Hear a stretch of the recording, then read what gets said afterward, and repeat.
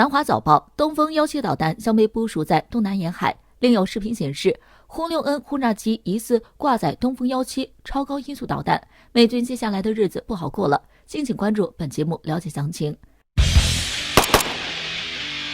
自从东风导弹服役以来，就连美军都在一步步退出我国岛链，甚至在关岛杀手的威胁下，一再企图将防空导弹系统部署到我国周边。但是很显然，美军并没有得偿所愿。近日一则消息更是将美军的这些小伎俩打回了原形。南华早报10月18日报道，东风17高超音速导弹将被部署到东南沿海，已经部署服役了数十年的东风11和东风15弹道导弹将逐步被取代。这意味着什么？应该不用多说了吧。此前，我国东风21D 和东风26弹道导弹炸响在我国南部海域的演习区域时，就让美军极为紧张，认为这是我国对美军挑衅的最后警告。虽然美国也是嘴硬，第二天就派出了侦察机前往附近海域侦察，但是在这之后，美军侦察机的侦察力度就有了明显的下降。但我国显然并没有因此大意，甚至准备将这一形势做常态化处理。部署到东南沿海后，最大射程2500公里的东风17超高音速导弹，基本上已经可以触及到美军的关岛基地。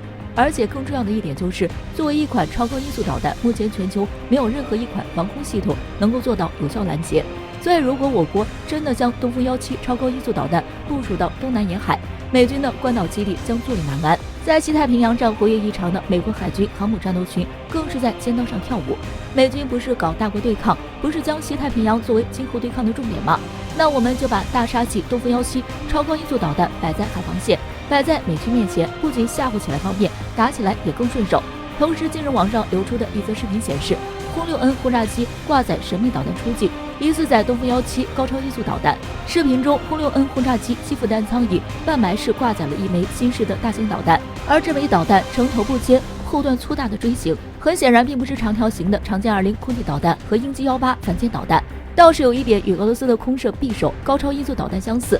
难道常规已久的国产空射弹道导弹空射东风17高超音速导弹就要来了？虽然这些消息还未得到官方证实，但我国高超音速导弹已经有了，衍生出高射版本应该不是什么问题。一旦陆基高超音速导弹和空射高超音速导弹同时出现在我国沿海，想想接下来美军的日子可就真的不那么好过了。